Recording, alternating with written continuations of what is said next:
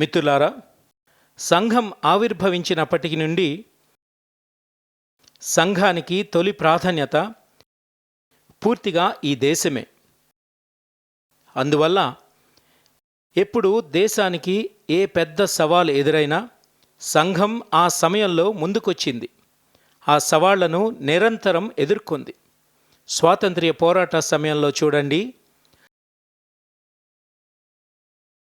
ఆ సమయంలో పరమపూజ్య డాక్టర్ హెడ్గేవార్ గారితో పాటు అనేక మంది కార్యకర్తలు స్వాతంత్ర్య ఉద్యమంలో పాల్గొన్నారు.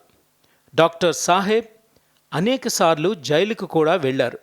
స్వాతంత్ర్య పోరాటంలో అనేక స్వాతంత్ర్య సమర యోధులకు సంఘం రక్షణ కల్పించింది. వారితో భుజం భుజం కలిపి పనిచేస్తూ వచ్చింది. 1942లో బ్రిటిష్ ప్రభుత్వానికి వ్యతిరేకంగా తీవ్రంగా ఉద్యమం జరిగినప్పుడు అనేక స్వయం సేవకులు బ్రిటిష్ హింసాత్మక చర్యలను ఎదుర్కోవాల్సి వచ్చింది. స్వాతంత్ర్యం వచ్చిన తర్వాత కూడా హైదరాబాదులో నిజాం క్రూరత్వానికి వ్యతిరేకంగా పోరాటం నుండి గోవా స్వాతంత్ర్య ఉద్యమం, దాద్రా నగర్ హవేలీ విముక్తి వరకు సంఘం ఎన్నో త్యాగాలు చేసింది. ఒక్కటే స్పష్టమైన ఉద్దేశ్యం: దేశం కోసం సర్వస్వం. ఒక్కటే స్పష్టమైన లక్ష్యం: ఏక్ భారతం శ్రేష్ఠ భారతం. మిత్రులారా, దేశ సేవా యాత్రలో సంఘంపై ఎప్పుడూ దాడులు జరగలేదా? సంఘానికి వ్యతిరేకంగా కుట్రలు జరగలేదా? స్వాతంత్ర్యం వచ్చిన తర్వాత కూడా సంఘాన్ని అణిచివేయడానికి చేసిన ప్రయత్నాల్ని మనం చూసాం. ప్రధాన స్రవంతిలోకి రానివ్వకుండా అడ్డుకోవడానికి అనేక కుట్రలు, ప్రయత్నాలు జరిగాయి.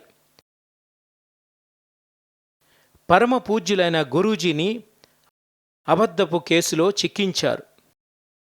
ఆయన్ను జైలుకు పంపించారు.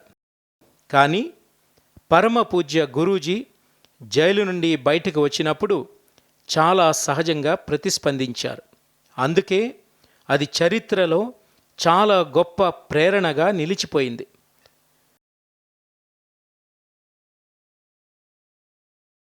అప్పుడు పరమ పూజ్యులైన గురూజీ ఏమన్నారంటే, అప్పుడప్పుడు మన నాలుక పళ్ళ మధ్యన పడుతుంది, నలిగిపోతుంది, కానీ మనం పళ్ళు ఊడగొట్టుకోం కదా.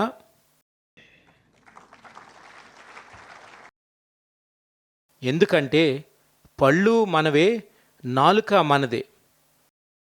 మీరొక్కసారి ఊహించండి, ఎవరినైతే జైలుకు పంపించారో, యాతనలు పెట్టారో, ఎవరినైతే ఎన్నో విధాలుగా హింస పెట్టారో, ఆ తర్వాత కూడా పరమ పూజ్యులైన గురూజీ మనస్సులో ఎలాంటి బాధ లేదు, ఎలాంటి దురాలోచన లేదు.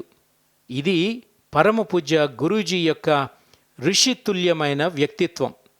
వారి ఆలోచనల్లో ఉన్న స్పష్టతే సంఘానికి, స్వయం సేవకుల జీవితానికి మార్గదర్శకమయ్యింది. అదే సమాజంలో ఐక్యత మరియు స్నేహభావాల సంస్కారాలను బలపరిచింది.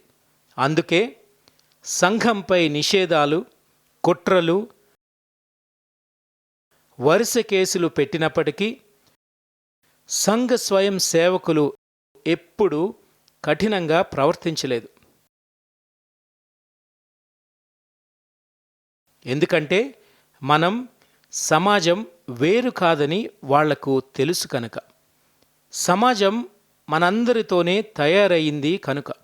బాగున్నది మనదే, కొంచెం తక్కువ బాగున్నది మనదే.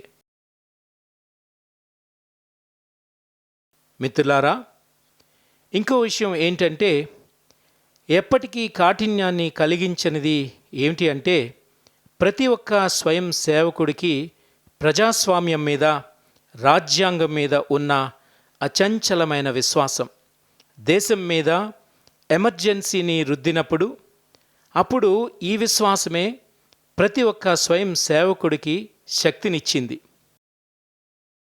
దానితో పోరాడే సామర్థ్యాన్ని కల్పించింది. ఈ రెండు మూలాలు సమాజం పట్ల సానుకూల ధోరణి మరియు రాజ్యాంగ సంస్థల పట్ల నమ్మకం, ఈ రెండే స్వయం సేవకుల్ని ప్రతి కష్టంలోనూ స్థితప్రజ్ఞులుగా ఉంచాయి. సమాజం పట్ల సానుకూలంగా ఉండటం, అందువల్ల సమాజంలోని అనేక అడ్డంకుల్ని ఎదుర్కొన్న సంఘం ఈరోజు వరకు ఓ మహావృక్షంలా స్థిరంగా నిలబడింది. దేశం కోసం, సమాజం కోసం నిరంతరాయంగా పనిచేస్తోంది.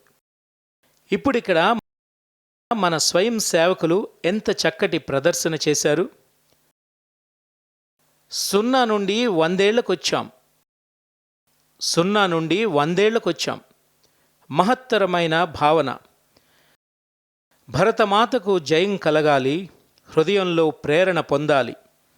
మనం సాధన చేస్తున్నాం, మాతృభూమిని ఆరాధిస్తున్నాం. ఆ పాఠం సందేశం ఏమిటి అంటే, మనం దేశాన్నే దైవంగా భావిస్తున్నాం. మనం దేశాన్ని వెలుగు దీపంగా మార్చుకుని నడవటం నేర్చుకున్నాం.